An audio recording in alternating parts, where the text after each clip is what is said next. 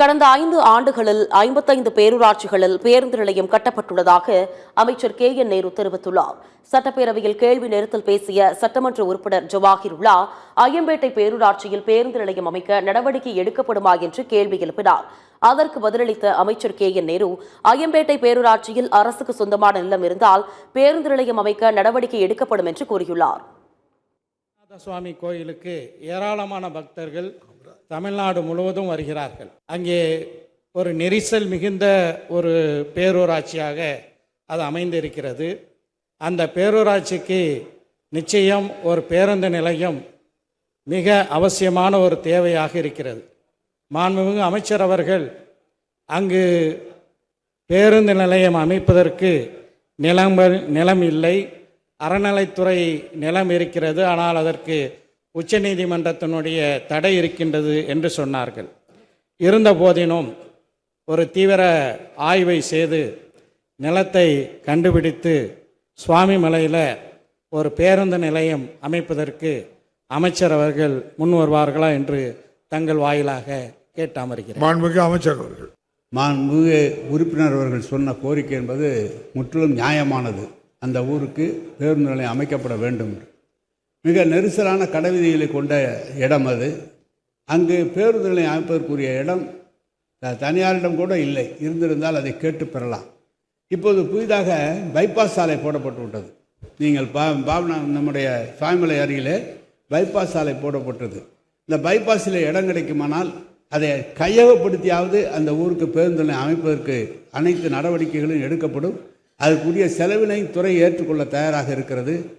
நிலம் நீங்கள் உறுப்பினர்கள் தனியாரிடம் பேசி நேரடியாக பேசி வாங்கி கொடுத்தால் கூட அதுக்கான நிதியை கொடுத்து விட்டு பேருந்து நிலையம் அமைக்கலாம்.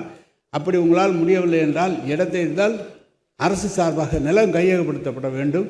நிலம் கையகப்படுத்தலாம் 1 ஆண்டு காலம் 1.5 ஆண்டு காலம் ஆகும். அதுதான் பிரச்சனை.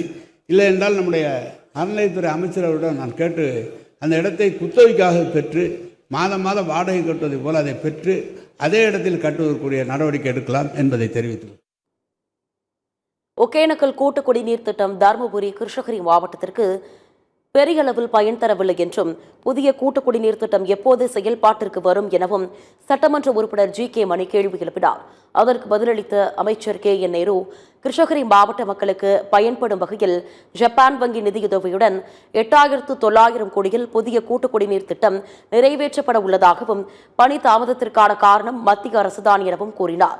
மத்திய அரசு ஜல் ஜீவன் திட்டத்தில் 3,500 கோடி நிதியை நிறுத்தி வைத்துள்ளதாகவும், மத்திய அரசு அனுமதி கிடைத்தவுடன் கூட்டு குடிநீர் திட்டம் நிறைவேற்றப்படும் என்றும் அமைச்சர் KN நேரு குறிப்பிட்டுள்ளார். பேரவைத் தலைவர் அவர்களே, பென்னாகரம் தொகுதி என்பது நிலத்தடி நீர் புளோரிசிஸ் என்ற நச்சுத்தன்மையால் பாதிக்கப்பட்ட பகுதி. அதேபோல் தருமபுரி, கிருஷ்ணகிரி 2 மாவட்டங்களும் குடிநீர் பயன்படுவதற்கு ஒகேனக்கல் கூட்டு குடிநீர் திட்டம் நிறைவேற்றப்பட்டு முழுமையாக பயன்பெறவில்லை. நான் இந்த மன்றத்தில் கேட்டுக்கொண்டதற்கென மாண்புமிகு அமைச்சர் அவர்களும் முதலமைச்சர் அவர்களும் நேரில் பார்வையிட்டு மிகப்பெரிய திட்டம் தீட்டி 9,000 கோடி அளவில் நிறைவேற்றுவதாக ஜனவரி மாதத்தில் துவங்கப்படும் என்று அமைச்சர் அவர்கள் அறிவித்தார்கள். அது ஜப்பான் நாட்டு நிதி உதவி அல்லது வேறு நிதி உதவியிலாவது இந்த 2 மாவட்ட மக்களின் குடிநீர் தாகத்தை போக்குவதற்கு அரசு நிறைவேற்றுமா என்பதை மாண்புமிகு அமைச்சரை அவர்களை கேட்டுக்கொள்ள விரும்புகிறேன். மாண்புமிகு உறுப்பினர் அவர்கள் சொன்னது முற்றிலும் உண்மை. மாண்புமிகு முதலமைச்சர் அவர்கள் 8,900 கோடிக்கு திட்டம் நிறைவேற்றப்பட்டு ஜப்பான் வங்கி நிதியுதவி பெற்று அதிகாரிகள்லாம் ஜப்பான் சென்று நிதியுதவி நிறுவனங்களோடு பேசி அவர்களும் ஒப்புதல் தந்திருக்கிறார்கள். அது ஏன் தாமதமாகிறது என்று சொன்னால், அவர்கள் நிதி தருகிற அந்த உதவி தருகிற அந்த நிறுவனம் KFW அவங்க ஒரு 6 மாதம் டைம் கொடுத்து அவங்க போய் பார்க்குறாங்க. இப்படி தான் 1 வருஷம் ஆச்சு. அதுக்கிடையில் ஜல்ஜீவன் திட்டம் என்ற காரணத்தால் ஒன்றிய அரசு அதுக்கு தேவையான பங்கு தொகையை ஒன்றிய அரசு தர வேண்டும். அந்த பங்கு தொகை கிட்டத்தட்ட 18 திட்டங்களுக்கு பங்கு தொகை நிறுத்தி வைத்து விட்டார்கள். ஏற்கனவே நமக்கு தர வேண்டிய பங்கு தொகை கிட்டத்தட்ட 3,200 கோடி, அதையும் நிறுத்தி வைத்து விட்டார்கள். ஒன்றிய அரசினுடைய நிதி வராது ஒரு காரணம். அது வராத காரணத்தால் கடன் தருகிற நிறுவனம் நிறுத்தி வைத்திருக்கிறது. தமிழ்நாடு அரசு அதற்காக நிதி, அந்த 18 திட்டங்களுக்கு 5,500 கோடி நிதி தமிழ்நாடு அரசின் சார்பாக முதலமைச்சர் வழங்கிவிட்டார்கள். ஆனால் அதை பயன்படுத்த முடியாமல் இருக்கிறது. அதுதான் நிலைமை. எனவே ஒன்றிய அரசு இந்தியா முழுவதும் ஜல்ஜீவன் திட்டத்தை நிறுத்திவிட்டார்கள். அதை மறுபரிசீலனை செய்ய வேண்டும் என்று அதிகாரிகள், சிறப்பு அதிகாரிகள் மத்திய அரசிலிருந்து ஒன்றிய அரசிலிருந்து வந்து ஆய்வு செய்து இந்தியாவில் இங்கு தான் நன்றாக அந்த குடிநீர் விநியோகம் செய்யப்பட்டிருக்கிறது என்பதை நோட்டாக எழுதியும் கொடுத்து விட்டார்கள்.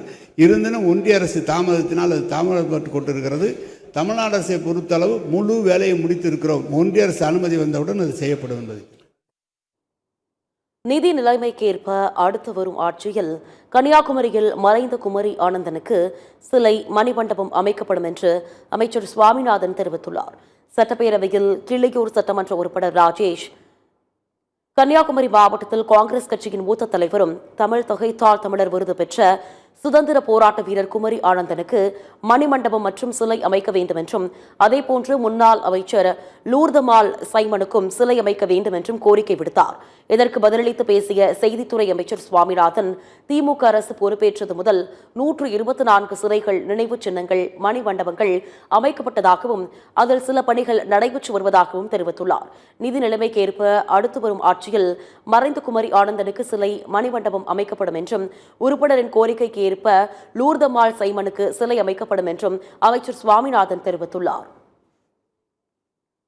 2011 முதல் 2021 வரை மணிமண்டபங்கள், சிலைகள், நினைவு சின்னங்கள் என்கிற வகையில் 30 எண்ணிக்கையில் தான் அது அமைக்கப்பட்டது.